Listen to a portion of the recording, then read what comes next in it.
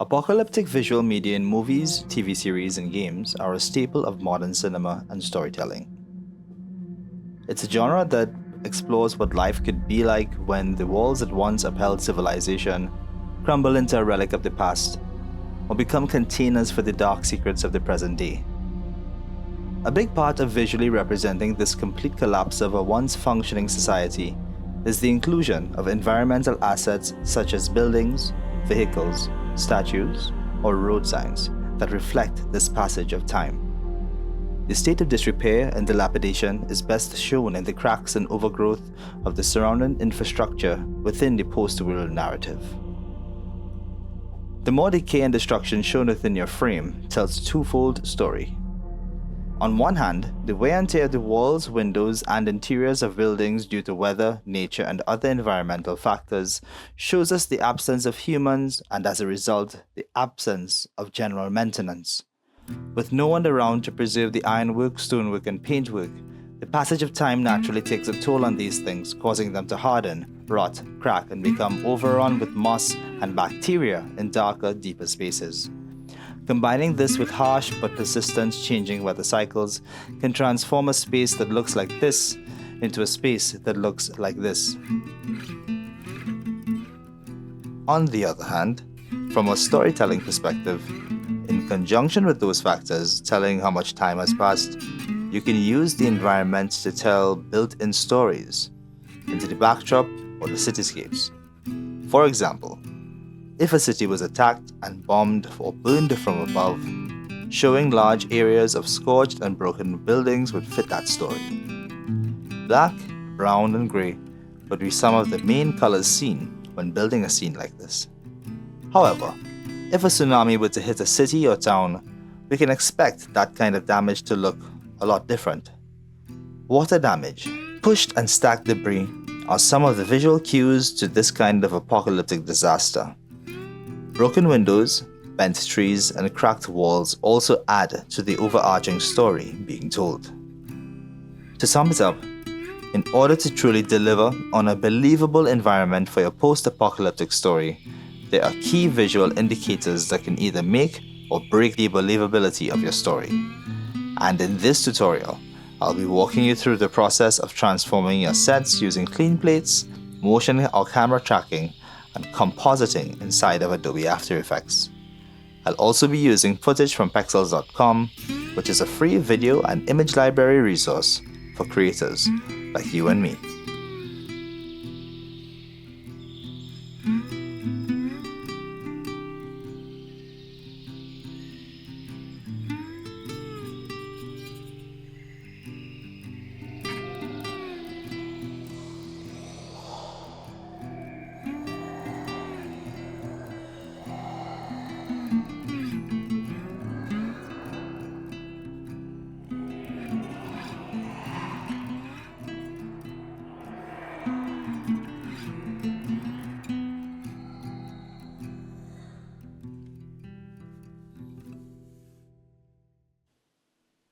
To begin with, we start with the plan.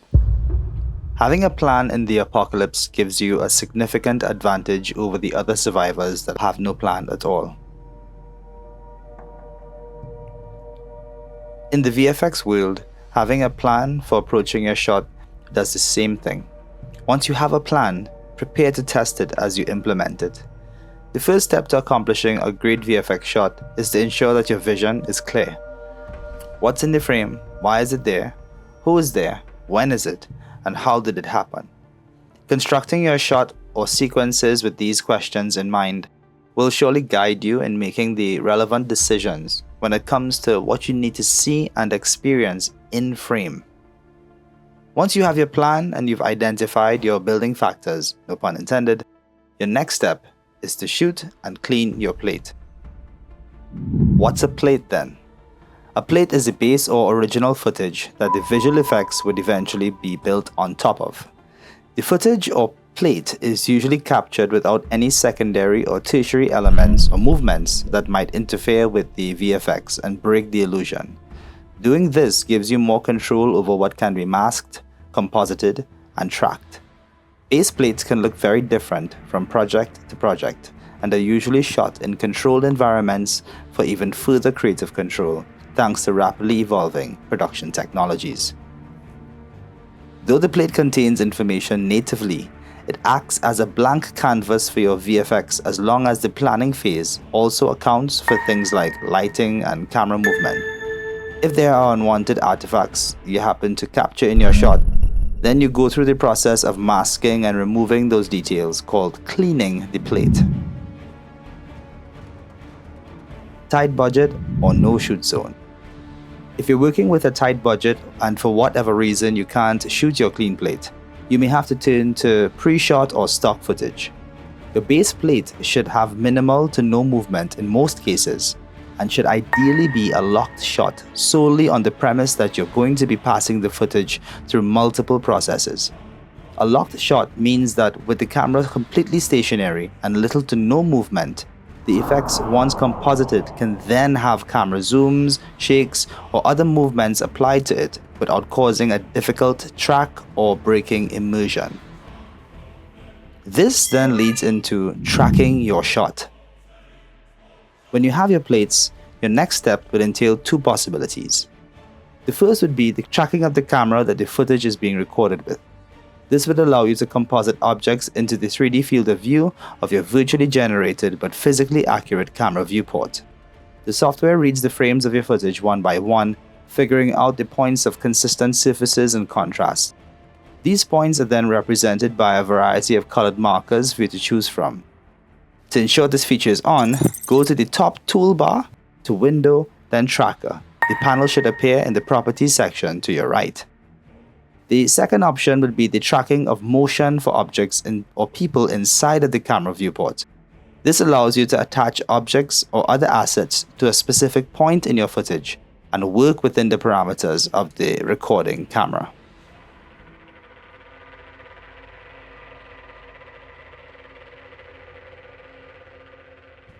With your preferred markers selected, by simply holding Shift and left clicking, you can generate a solid test object by choosing your markers and then with your right click, adding a new solid. This allows you to have a visual of what the composited assets may look like, either with the camera's movement or an object's movement in a scene. It also lets you orient the X, Y, and Z positioning of your mock assets. There isn't any limit to the number of times you can track a scene. However, the end result may vary depending on the specifications of your shots and the depth of your footage analysis. Importing the assets. Once you have your track markers set up, you can swap those markers with your intended assets by simply importing the official assets and dragging them into the composition by holding Alt and clicking and dragging the official asset directly on top of the desired layer in your layer view. The viewport should update the scene with the correct asset now in place and moving smoothly with your shot. It's a good practice to efficiently name and group your assets and shots so that when it's time to find and edit a particular effect or process, you're not wasting time manually sorting through unnamed layers, compositions, and/or projects. Some assets may need adjusting or editing inside of After Effects. Putting your tracked assets into a pre-composition while leaving all the attributes alone lets you do edits to an asset inside of the composition, but have it update in the viewport without affecting the workspace.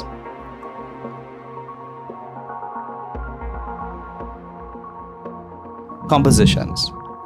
Briefly put, compositions are the containers or workspaces for any effects, edits, or animations that you either create or manipulate for footage inside of After Effects.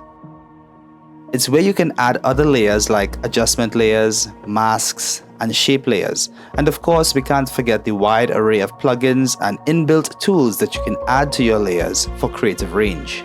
Additionally, using layer blending modes allows you even further compositing capabilities by overlaying and merging the visual data of one layer over several other layers.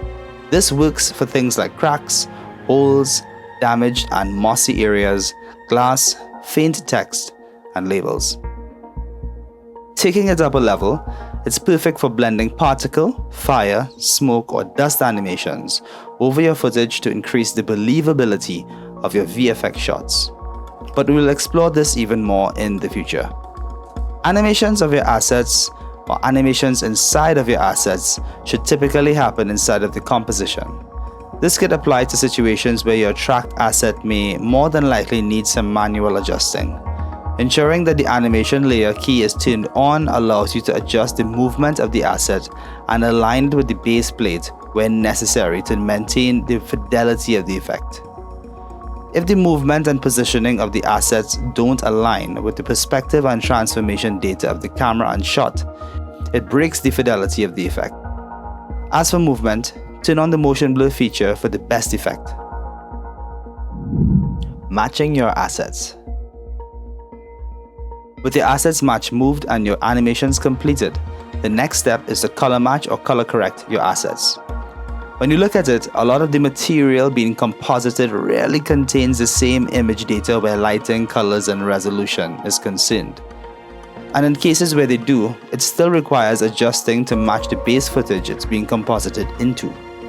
Overall, it's the combination of matching the lighting, colors, and textures with the corresponding movements, masks, and blending modes to make your apocalyptic scene believable. In some instances, you may have to do complete sky replacements, as well as entire cityscapes or very small areas confined to a wall or a room. Projects that would require more control over the decimated cityscapes or backdrops might employ the use of fully CGI environments with fully editable features.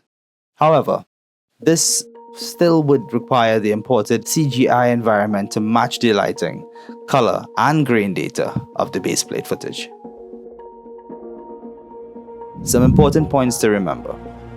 When attaching assets to tracked markers, be sure to watch for sliding or glitching playback. This can be due to a faulty track or AE's inability to correctly play back that frame. Doing a retrack with slightly different parameters usually fixes this. Pay attention to the face orientation of the tracking markers. The orientation of the target circle usually dictates the orientation of the stand-in created solid. Any footage that is being tracked needs to fit the size of the composition, and you can ensure that this happens when you're importing your footage. There should be the option to create composition from footage when you go to File, Open, and you find your clips wherever you store them. This ensures that your composition matches the specs of your footage perfectly. The alternative way is to simply import your footage, and in the project file viewport, you should see the footage. Click, hold, and drag the clip to the icon at the bottom of the panel and release. The window asking you to confirm the creation of the composition should pop up. For apocalyptic settings, using desaturated colors and tones with sharp contrasts, rustic finishes, and running cracks boosts the composited effects from just an imported layer into an active living part of your frame. Green screen footage that needs to be keyed, as well as effects filmed or built on a black matte screen, should be pre-composed and edited before applying to the official track. The larger the footage or the larger the effects being composited will increase your production file size and slow down your system and software responsiveness. Using proxies for either your footage or effects would allow you to work much faster, and you can always swap the proxy for the official base footage file when rendering out. Once you've completed these steps, the next step is to move your compositions or shots into the color grading stage. This stage is important for the single purpose of creating a uniform and consistent profile for your film. With locations, lighting, assets, and actors being different in a number of ways and then being composited all together in one shot or across a sequence. This process brings it all together by painting the shadows, midtones, and highlights. When you use the Lumetri coloring tool, or you manually find and adjust the individual parameters, establishing cool, warm, or stylized colors for your shadows, midtones, and highlights bolsters the story even more.